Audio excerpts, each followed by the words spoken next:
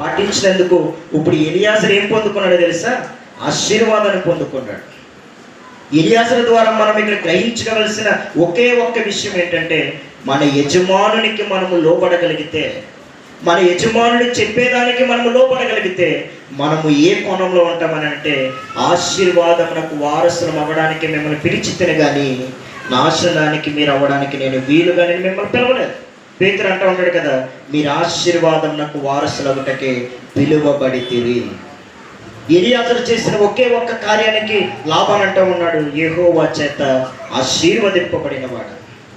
అక్కడ అంటున్న మాటను మన మనసులలో ఒకే ఒక్క మాట మనకి క్లియర్గా కనబడుతూ ఉంది.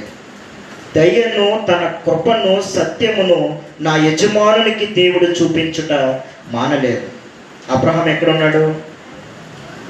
ఇంటికాడ ఉన్నాడు. ఇప్పుడు మనము పూజించే దేవుడు ఎక్కడ ఉన్నాడు?